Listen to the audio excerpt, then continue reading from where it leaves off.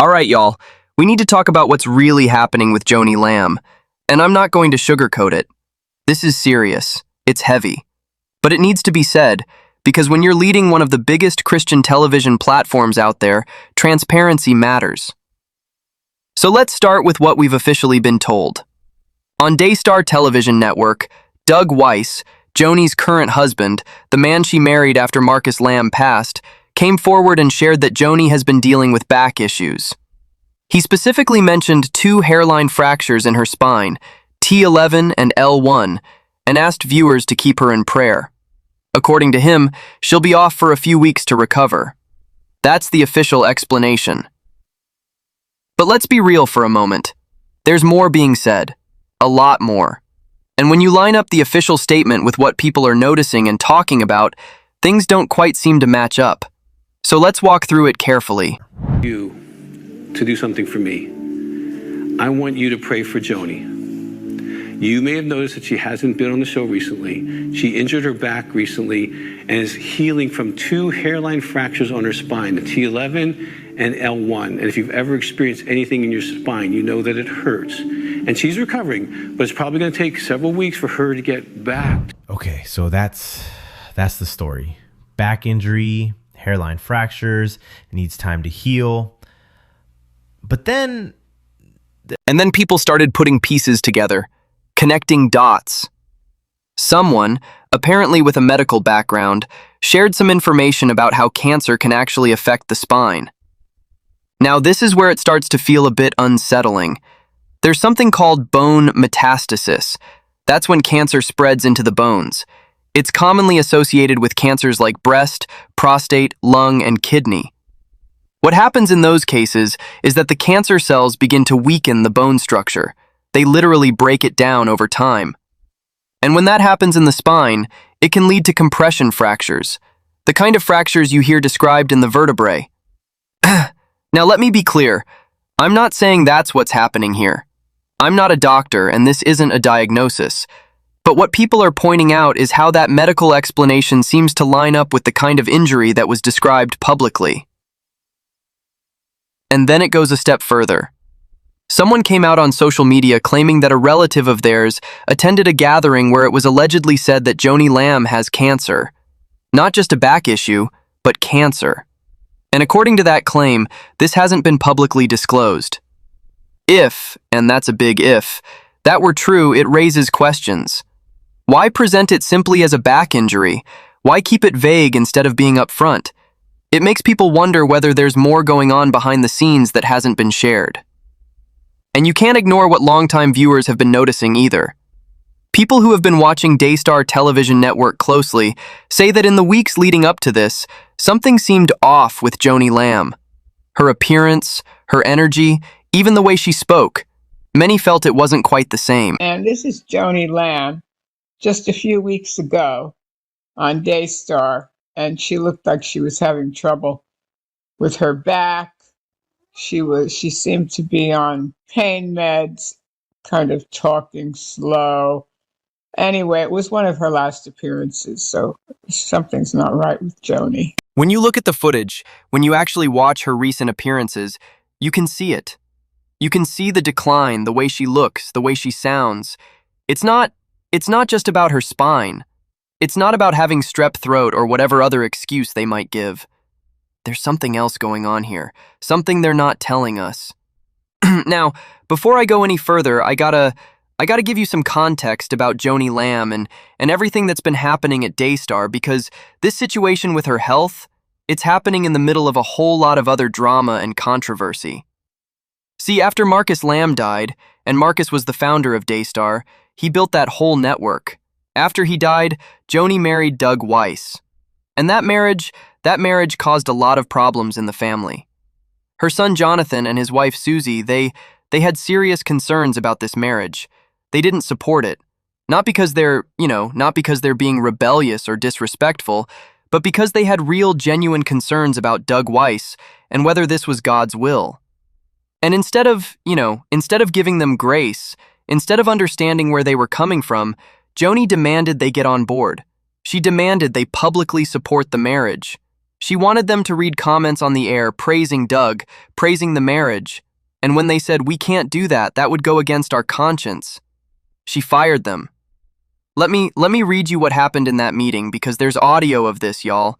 There's actual recordings of Joni and Doug and some church leadership confronting Jonathan and Susie. Joni said to them, "If you can't read a nice comment about Doug, I don't want you here. You're fired." You have to support the marriage now we're married. You have to support it. You can't say, "I'm sorry, I don't support your marriage, Mom." That doesn't work here, does it?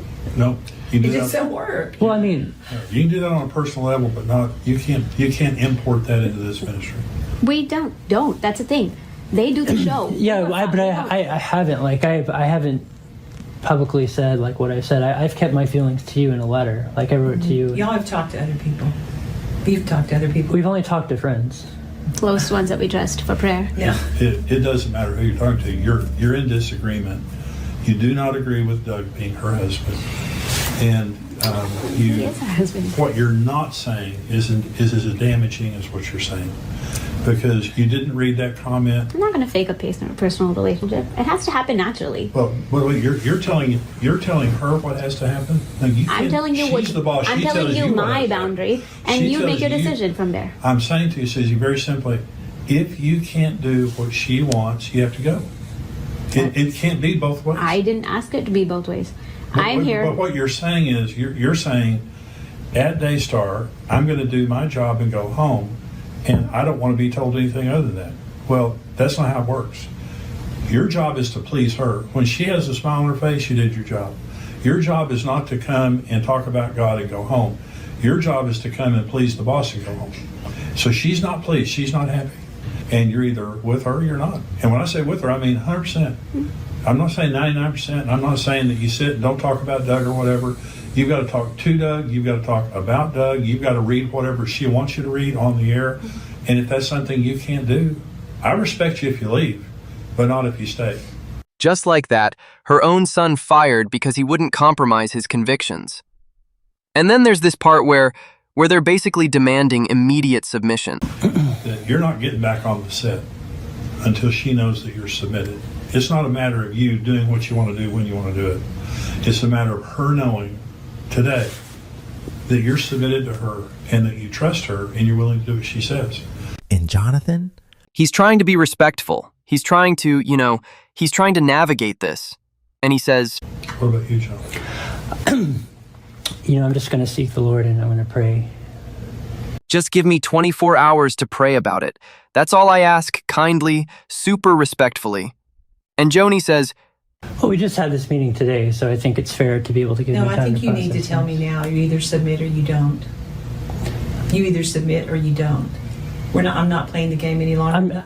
I'm not letting you go home and pray about it and think about it. Susie's made her decision. Now you make your decision. I haven't you didn't give me I'm not giving. any foreknowledge of this meeting of, like I have to make a decision. She doesn't have to. All right, y'all, let's talk about this slowly so everybody can really understand it. Because when people hear this situation, the first reaction is like, wait, what? What people are saying is this: the way things were handled doesn't feel right to them. It doesn't feel like loving leadership. It doesn't feel like how someone who follows God should act. And it definitely doesn't feel like how a mother should treat her own child. Instead, it feels controlling, like, do what I say or else. And when people hear that, they go, something is off here. Now, let's break it down in a very simple way. In a healthy, godly environment, leaders are supposed to guide people with love. They listen. They give people time. They allow others to pray, to think, to follow their conscience. But what people say they heard in those recordings sounds very different. It sounds more like, agree with me now, or you're out. And that kind of statement makes people uncomfortable, because it feels less like guidance and more like pressure. This is one of the reasons I dislike Joni Lamb and Doug Weiss. They're not just stubborn, they seem deeply wrong behind the scenes. Even so, I'm still praying for her to get well soon, and I also hope she comes forward to repent. Now watch this video before I continue. Listen, dating can be very brutal, especially if you're meeting people online and all these, websites and stuff like that. You need to be really, really careful. And so if you've been through a breakup and they cheated on you, they lied to you, they presented something they weren't, etc., you might feel traumatized, hurt, abandoned, neglected, rejected, lied to, and all those feelings are real. I would encourage you, definitely deal with those issues. If you need professional help, call our office, 719. If Doug Weiss can create solutions like this, then why did he leave Lisa? Does he realize that what he did also counts as partner betrayal, trauma, and lies? Lies, lies, lies. Doug Weiss and Joni Lamb are liars. Now here's where it gets even more serious. Some people believe there's a pattern here, not just one moment, but a repeated behavior. They say it shows pride. They say it shows someone who doesn't want to be questioned, someone who doesn't want to be corrected, someone who wants full control. And when people describe it, they put it like this: if she's happy, you did your job. If she's not happy, you failed. And people are like, wait, hold on, isn't this supposed to be about God? Because in a Christian setting, the focus is supposed to be on serving God, not pleasing a human being. So when people hear things like, your job is to please her, they react like, no, that's not right. That's where the word idolatry starts coming in. Idolatry simply means putting a human in the place of God. And people are worried that's what's happening, that everything is becoming about one person instead of about God. Now, let's talk about the part that's really sensitive. Some people are going further and saying the illness, whatever it is, might be God's judgment. Now, when you hear that, the reaction is like, whoa, that's serious. And yes, that is a heavy statement, but the reason people are saying it is because they're thinking about patterns in the Bible. For example, in the Bible we see pride leading to downfall. There's Lucifer, who wanted to be like God, and he fell. There's King Nebuchadnezzar, who became proud, and he was humbled until he recognized God. There's Herod Agrippa I, who accepted praise as if he was a god, and he was struck down. So people look at those stories and say, God does not like pride. God does not share his glory. And then they connect it to what they think they're seeing now. They say, if someone acts like they're above correction, if they demand total obedience, if they don't allow people to seek God for themselves, then that's dangerous. Now, here's something very important.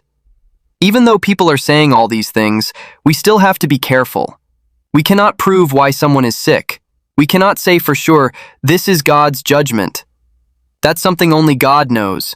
Because not every sickness is punishment. Sometimes people go through things for reasons we don't understand. So while people are connecting dots, it's still important to stay balanced. Now back to what people are reacting to. They say in those recordings, if you disagree, you're removed. If your beliefs don't match, you're pushed out. If you won't follow exactly, you're gone. And when people hear that, they go, no room for prayer? No room to seek God? Just obey immediately? And that feels wrong to them. Because true faith allows people to seek God personally, not just follow orders blindly. And when leadership becomes about control instead of care, people start to question it. So all of this together, the family conflict, the leadership concerns, and now the health situation, it's making people talk. It's making people worried. It's making people ask questions. And some are drawing strong conclusions. But the wisest thing to do is this: don't rush. Don't assume everything. And don't ignore the concerns either. Just stay aware, stay thoughtful, and most importantly, stay focused on God, not people. Because at the end of the day, God sees everything. God knows the truth. And God is the one who makes things right. Yeah. That's where things stand right now. Take care and stay grounded. Lest I forget, you can listen to Doug Weiss teaching what he himself cannot do. Listen, dating can be very brutal, especially if you're meeting people online and all these, websites and stuff like that. You need to be really, really careful. And so if you've been through a breakup and they cheated on you, they lied to you, they presented something they weren't, etc., you might feel traumatized, hurt, abandoned, neglected, rejected, lied to, and all those feelings are real. I would encourage you, definitely deal with those issues. If you need professional help, call our office, 719-278-3708. We specialize in partner betrayal trauma. These are counselors who are certified in partner betrayal trauma, and you might need that. We even have a video called The Betrayed Man, if it's a woman that betrayed you. And also for the ladies, we have something called Finding Mr. Right, which will definitely help you. It's like a master's level course on dating men. It's 3 hours long, 200-page workbook. You will change the way you date. Let's talk about this in general. I want you to evaluate your relationships, how you get in relationships. Do they always initiate? Are you initiating? Are you finding them finding you? What's your path to connection? Also then, what is the criteria for someone to be in your life? Do you have any? Okay, do they need to be in a certain age, certain belief system, certain religion, certain level of fitness, finances? What are kind of the grid that you're looking at for people to come into your life? Because if it's just accidental, incidental, you're really going to attract anything. And you might get lucky and find someone who's faithful and caring and loving, but your chances are a lot less if you're not looking exactly for that type of person. Then once you identify what you're looking for, where do you look for that? Okay, and then you go searching in those types of communities. If you're not wanting someone who's spending 15, 20 hours a week online, get offline. Go meet people that are not online. There are singles opportunities. There's different ways of meeting people, both religiously, politically, by interest, by art, by music, all different kinds of clubs. It's countless how many clubs there are. And find people that have your interest, at least maybe one of your interests or your primary interest, and look in that circle. And then evaluate, what kind of questions do you really ask early on? Is it just entertainment? Are you just trying to find out if they like you? Are you trying to investigate to see if this is a quality type person?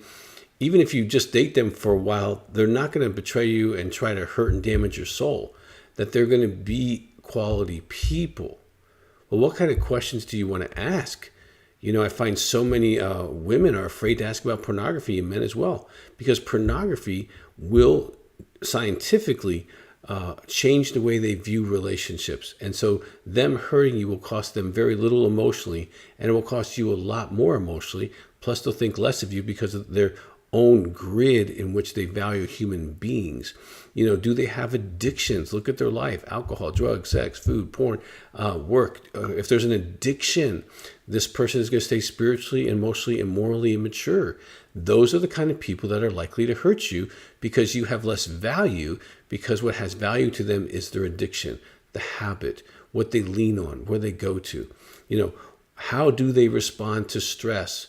Who do they go to?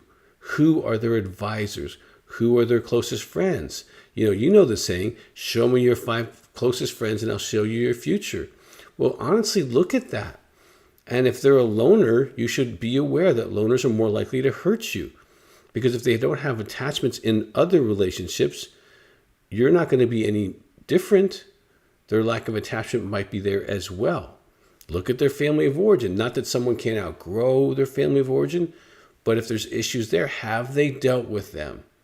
You want to make sure that kind of the foundational questions you're asking have to do with kind of qualifying someone before you put your heart all in. You don't want to learn after. So you might want to create. And ladies, if you go through Finding Mr. Right, you go through a lot of stuff to be able to be really intelligent about how you date and what question to ask, how to go through this process. This is important. Now, for the last 40 years, think about where you were 40 years ago. I've been counseling people who've been betrayed. That's why I have trademarked partner betrayal trauma. That's why I have a 45-hour training on partner betrayal trauma. I've seen women be totally devastated, and men, by their spouses who cheat, lie, and are not anything they presented to them. I'm an expert in that process. And I hope I encourage you today not to go back into that, but look at your habits. Look at the way you give away your choices, your opinions, your sexuality. And are these in your best interest? Because if you're giving your sexuality before you evaluate, you're setting up a pattern of turning off your brain because you're chemical attraction and attachment to them is superior to your evaluation. So these are just things to think about. I don't want you to get hurt again. And if you need help cleaning up the past, give my office a call, 719-278-3708. We want